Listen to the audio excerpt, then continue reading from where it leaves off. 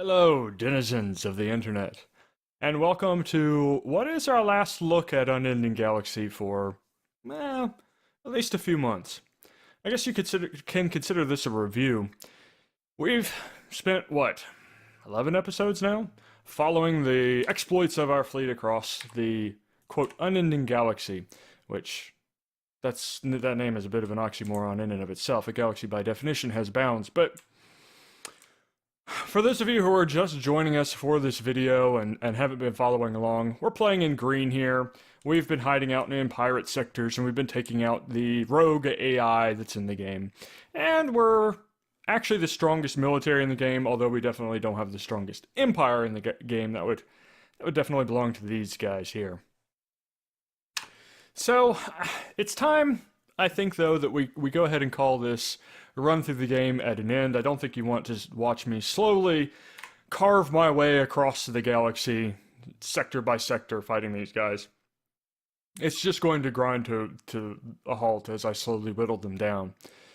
So I wanted to give some final thoughts on the game, and so I'll just be playing in the background as I run through these thoughts. And you're probably here to know whether this game is worth your dollar. And it runs for $12 on Steam normally. I bought it on the intro sale, but is it worth $12? I have to give a conditional on this. If this is a game that looks interesting to you, you're watching this review because you've seen other things and it looks like it'd be fun for you, and so you want to see, are there any major issues with the game? Then probably yes. I might try to get it on a minor sale, maybe aim for $8 or something like that. But if you're not into this sort of game, then no, this game doesn't have so many wonderful qualities about it that you're going to play it, even though this isn't your style of game. If you like 4X and the idea of an economic 4X game appeals to you, then by all means. You could certainly do worse than this game. The developer has been patching this game very consistently and shows no signs of slowing down. In fact, the game was released before it ever came out on Steam, and that he has continued to develop it. And he stated he'll probably continue to develop it for about another year. He's posted his goals for the next major patch, and they look good. I agree with the changes. I think they look okay, and I have no reason to doubt that he would succeed in doing those things. But, we have to consider the game as it is right now. And the game has some issues. It's certainly fun to play. I've enjoyed my time with it, but is it a game that I'm going to spend hundreds of hours playing like you might expect from a 4X game? Like Unending Galaxy, that's this game. Distant Worlds, Universe, or Galactic Civilizations, or some of the other different types of 4X games out there. And the answer, quite simply, is no. I don't see myself playing it that much. I do see myself playing it, and coming back to it, and we'll take a look at some of the mods, maybe, that are available for the game. We might take another look at it when it comes back with major patching, another major version, something like that. We might come back and revisit the game because it is fun. I've enjoyed my time with it. But there are a couple things that I think detract the game from the gameplay. And I'd like to run through a few of those here with you. I know if you've watched these episodes up to this point, these will be familiar to you. But for instance, there are three map modes and multiple camera modes that can be active as well. So for instance, you have this map mode, which is, I guess, the galaxy as a whole. You have this map mode, which is kind of the whole sector, and then you have the core gameplay, the actual graphics of the game. And honestly, I feel that's a little bit unnecessary. You can zoom here, and I wish they had just let you zoom far enough out that you could just see the whole sector. We've looked at this before, and the area, like this distance right here, is only this little distance right there. I mean, that's the distance we're talking about. So these ships up here, they look like they're really far away, and they're almost, on the map, they look like they're really far away, but they're right here. This is probably the top of the sector anyway. It might go a little bit more. Yeah, that's all. Why not just let me zoom out a little bit further? And then you can do away with this map mode entirely. Because if you've watched me play this game, then you know I have constantly struggled between these map modes and the different control styles. And it's just unnecessary. There could be two. There could be two map modes. And then there could be an explicit button as opposed to a hotkey for changing your control style. So if you haven't watched through, here's what I mean by this control style. So I'm currently controlling this ship in an RTS style. I can left click to select, I can select many ships, I can tell them right click, tell them where to move, I can tell him where to go, just like you would expect from an RTS. However, if I change, I can press a button and you see it says I changed ship to him. Right click and now shoots. And this is a big problem because if you're in somebody else's territory, you can accidentally start a war by thinking you're going to tell your ship to move somewhere, and you shoot a station. And therefore all the police ships come after you, and your ships fire back, and all of a sudden there's this huge melee. Well, ranged combat melee, whatever.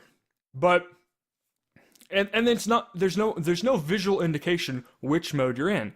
Put something up here that says controlling Titan or something. There's nothing. If I just look here at the screen, I cannot tell you, I don't think, that I'm in control of the ship.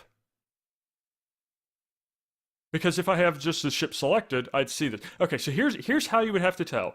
If you see a selection, if you happen to be looking in the current sector, and you see this down here, then you're not controlling the ship. Otherwise, if you see no selection and you see this down here, you're selecting the ship. I mean, you see how there's no real visual indication. Why not have some cargo or just some UI element that tells me what mode I'm in? Otherwise, I think I'm going to tell these ships to move and I start shooting. That's just, it boggles my mind why that would still be the case in this game at version 1.2. Surely other people have had a problem with this. Surely feedback on the forums would tell the developer this was something that they may want to change. Maybe they'll change it in the future, I don't know. But it gets even more confusing because there's 3 different keys to change your camera. So right now I've been pressing the C key to change between controlling the ship and not. But I could also press the T key. And the T key switches to free camera mode. And then if I press T again, I go back to... What state is this? Okay, I'm in RTS mode. Or I could press the C key and then it changes which control style I have. But if I press T and then T again, does it go back?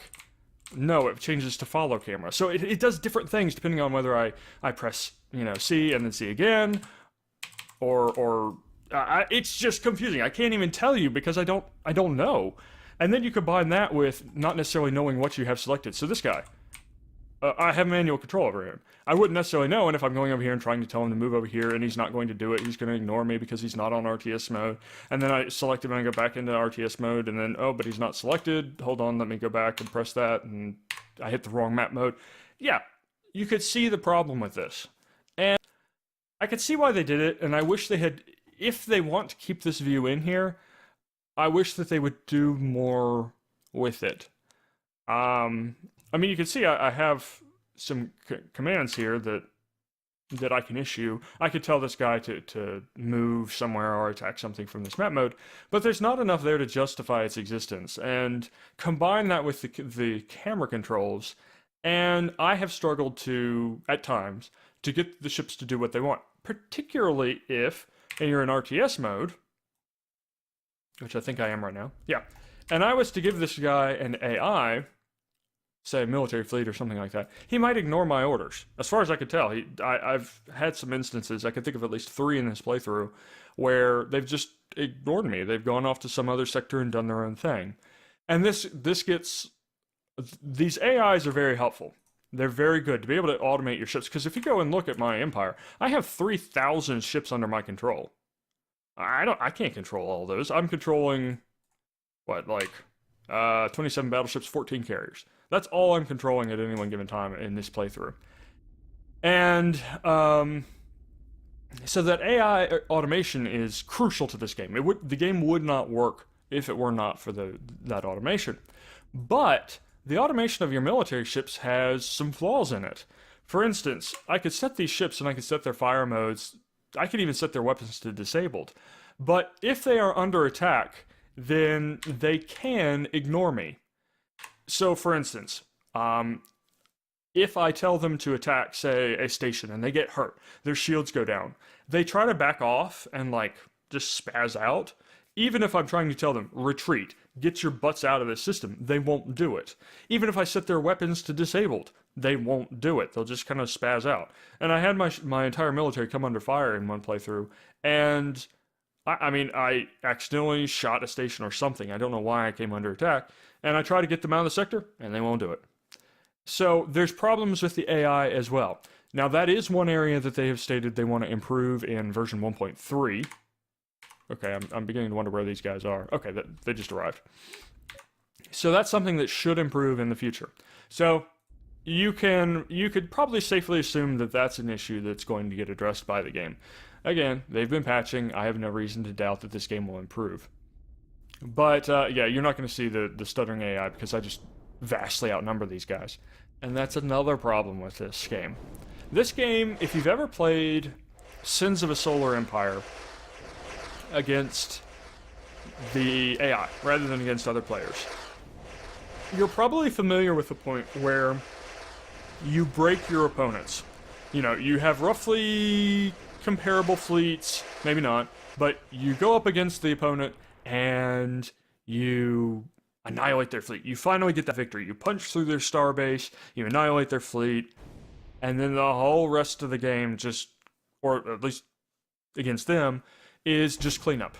They can't ever recover from that, and you just slowly crush them and advance through the systems, take their planets, and or I guess, and that it's star systems in Sins of Solar Empire. But there's this cleanup phase, and that's a definite phase of the game, and this game has that too. I have a military that is at least close to this guy right here, and he's got the biggest military left in the game.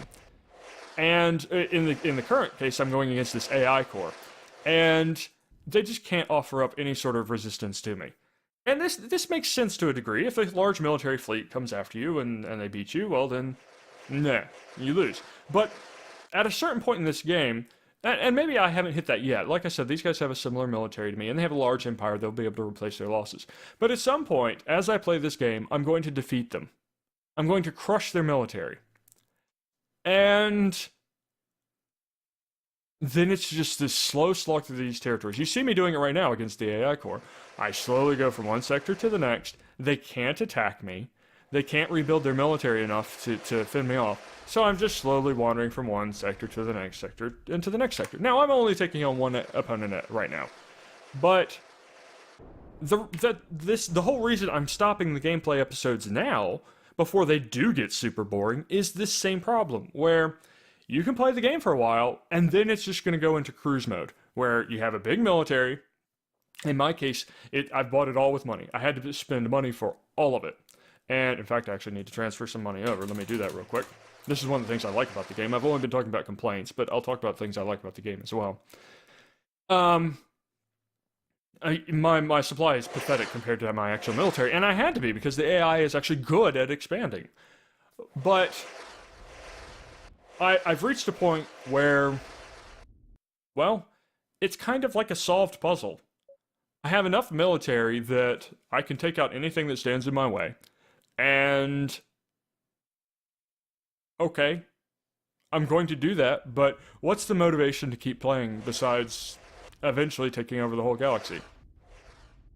And that's why I say this has to be a genre that you really like, because there's points in this game that are both difficult, such as establishing an economy enough to get established in this world.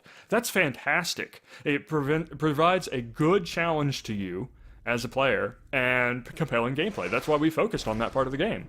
But then there's also the downsides of, if you solve that puzzle, you solve the whole rest of the game, and then you just slowly whittle your way through the opponents. And so I'm stopping my gameplay episodes. So that's another thing that I'm like, if you like this game style, this economic, setting up your empire, going from one ship up to, 3,000 that I have here. If something like that appealed to you in maybe the X series, or Beyond Soul, or, oh gosh, I'm trying to think of some other economic, maybe maybe even distant worlds. If this is something that you greatly enjoy and you like systematically taking out your opponents, if you like plotting, okay, how am I going to take them out? We have roughly comparable militaries. Do I just wait and save up money to take them out? Okay, where should I attack?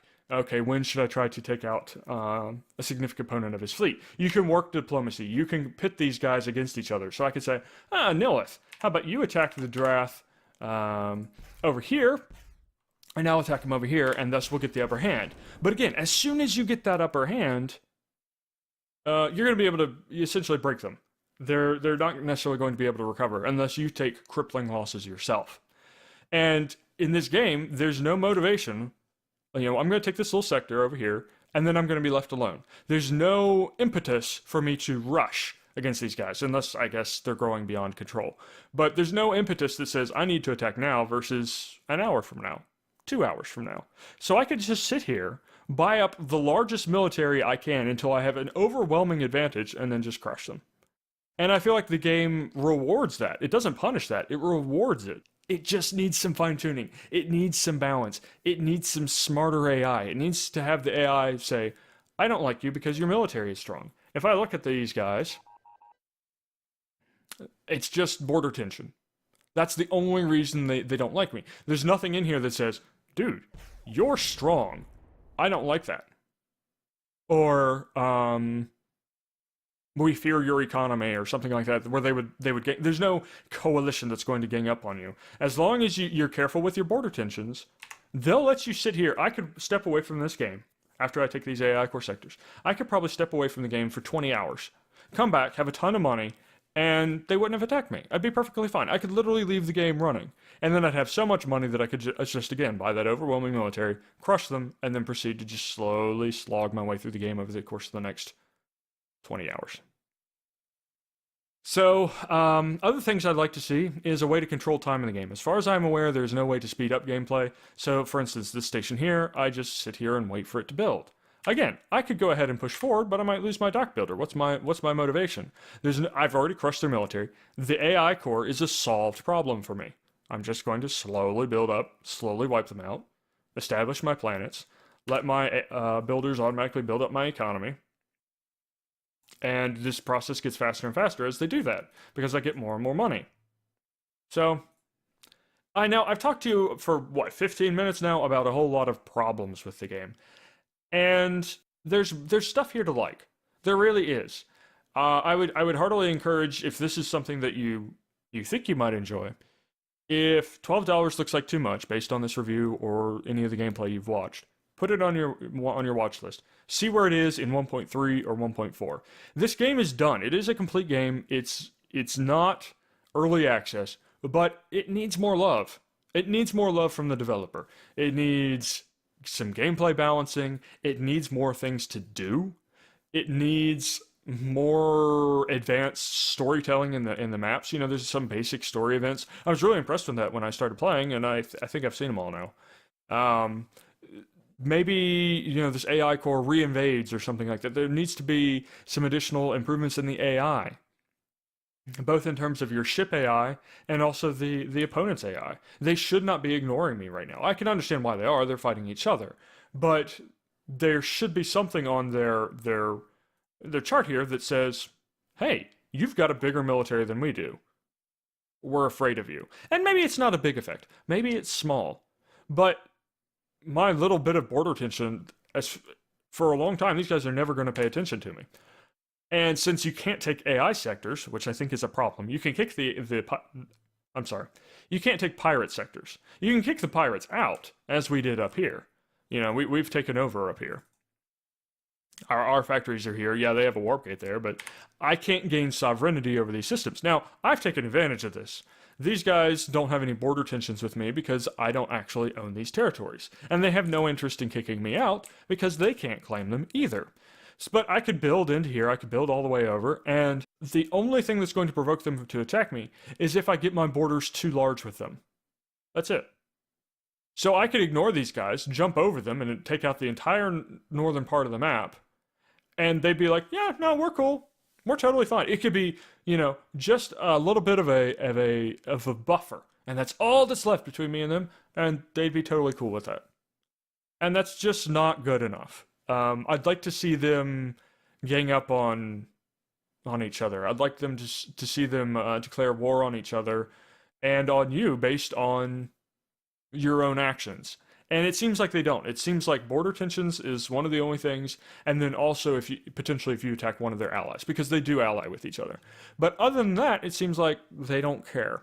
So you can imagine cases where I have let the game run 20 hours. I've let it run overnight, something like that. I have tons of money, and I build up this large military force. They're fine with it. It's a shame. This game does a lot of things right. I haven't had many major issues with it. I've had kind of two bugs that we've encountered during this playthrough.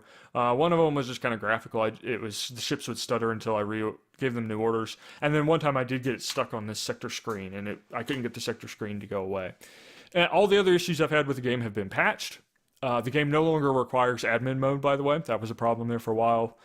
Due to the way they were saving the game, they weren't saving it in the places Windows wants you to save it. They were saving it in the Steam directory, and, well, Steam installs itself in program files, and so you have issues there. But they've solved that. They moved the save files. They no longer require admin, and all's good there.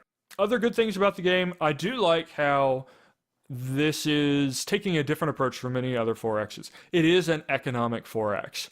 And so you can start at a huge disadvantageous position. Unlike in a research-based 4X. You know, if you're playing something like Civilization, which I would call a research-based 4X, then everybody has to start on essentially the unequal footing. Otherwise, the people ahead get further ahead. In this game, that's not the case. You can start I started as a little trader. I started as a trader ship. I had one escort ship and one cargo hauler ship. That's it. We've built all the rest of this based off of the economy we got from those. And that's compelling. I like that. That's what drew me to this game. But like I said, once you get enough economy that you start building out your military, then the game changes. I am no longer paying attention to my economy at all. My ships have been building them up. You have these nice wallets. This wallet system is fantastic. I like it. You know, you can allocate money that you get into the AI to do things with. And that's fantastic. It reminds me so much of EVE Online and playing in a corporation, and the corporation has funds, and you stick funds in each wallet, and and other people you know, whether they're friends or people you have no idea who they are, go out and they spend those funds, and you run this corporation. And it's like a business. And it's these people working together, and it works great. That's one of the huge compelling things about EVE Online. This game has some of that. It has those wallets. You get income in. You can allocate how much goes to each of these wallets. You could transfer funds. You could say, you know, hey, use my shipyards to build military fleets, which I can't because I'm above supply. And then, you know, the funds go to that. So you can have this kind of automated empire, but you're still in control. You're saying, okay, military AI, you get 10% of my budget. Really, really nice. Really like that. Want to see more of it. I want to see more economy in this game. There's nowhere to see what factories I have that aren't producing. So if I have this planet over here, and you notice I have all these stations, all these factories, and I have this chip factory. And let's say this chip factory is not producing. It's not. Okay, it doesn't tell me that. It doesn't tell me why it's not. Maybe it's because, I only have one transport servicing it. Maybe I need more. Maybe we have a shortage of silicium here. There's nothing that tells me. There's nothing that says, you know, okay, if I go here and I see the summary here, there's nothing that says, waiting on silicium, waiting on energy cores, then this one might be waiting on wheat or something. There's nothing that will tell you what the problem is with your economy, so there's really no point in, like, deep core diving into optimizing it. Once I got my basic economy set up in the very beginning of the game, I've just let the automated builders just build it all. Because there's no way to know what the issues are, so there's no way to know how you need to change your economy. For instance, if I take over this sun right here, if I knew what the production around here was doing, I'm really low on wheat. Okay, well then I know I need to build a wheat farm there, and that'll really help my economy because at a star you can build lots of energy production, and that's all that the wheat farm needs to produce its goods. And there's this deep economy in the game, that this simulation of, you have your basic goods that then you turn into other goods that you turn into other goods, and there's planets that constantly consume goods. At least I think that's how it works. And they import things, and that drives the economy. And then you have other things such as ship part factories they take a lot of stuff in. They're expensive in terms of what they take in, and they give you ship parts that then you can use, and it's all very detailed. There's a real economy here. There are ships that are moving these goods because they're favorable trades, and you see all these traders moving about on the screen, and it's all simulated, and I like it. I like that. That's detailed. But beyond the first hour of the game, you don't care because you can't invest yourself in it. I can't analyze. I mean, it could be just as simple as another tab up here that says economy, and when you click on it, it says these factories haven't produced in the last 5 minutes. Something like that. Or the goods you have the most demand for. Maybe we're waiting on, 20,000 energy cells. And you go, gosh, that's a lot. That's your problem. You have some incentive to pay attention to what your builders are building and manually go in and build some power plants or something like that. Or maybe you are deprived of steel, and okay, I either need to add buildings that are not steel based, or maybe I need to build more producing buildings that are producing the iron ore. These are things that it would be nice to have because that strengthens the strength of the game. That takes what the game does well and makes it even better. Once you get to the point where you can buy any ship in the game, because it's not research based, I can go over here to my ship, I can click on this shipyard, and I can buy any ship in the game. Well, from this faction. I could go to a different station and get access to a different list of ships. But I can buy the best ship from this faction, at least as far as I know of, and I can just outright buy it.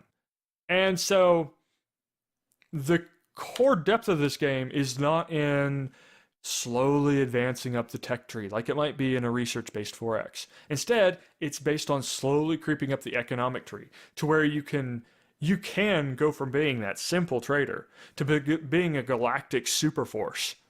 And that's meaty, that's good, I want that.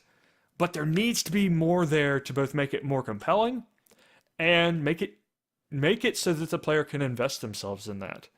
I like the idea of the game. I'm certainly happy I have it, and we'll probably revisit it and mod it, because there's mods out there that will either add more ships to the game or add more production buildings, so we can add production cycles to the game. And, there's things to do with the game.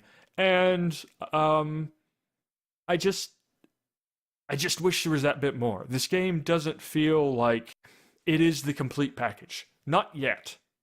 It feels like it's close, but it needs more tweaking. And this is something that we've gotten spoiled on because of all the early access stuff and early betas and the changing definition of that over time. But we've gotten spoiled. So saying that this game is done when clearly they plan on patching it and adding stuff in, and I like what they're patching in, and I see more that they need to do, it feels like it could have used some more months in the cooker before it's claimed to be done. And that's a shame, because now it's on Steam and now it's got mixed reviews. It's been flipping between mixed reviews and I think positive or whatever the one higher is. There's definitely things here to like, but there's definitely things here to not like. And if you can't overcome those problems that are there that are not liked, if you can't get over those issues and you're not willing to wait for the game to get good, then that's a shame, because that's a missed opportunity. All right, I've been Dire Penguin, folks. Thanks for sticking with me through all these gameplay episodes. If you have watched them, my pity on you, because I didn't have the new microphone then, and I also apologize for that. But if you have, thanks for watching all of them. If you're just stopping by for this video, thanks for watching. See you next time.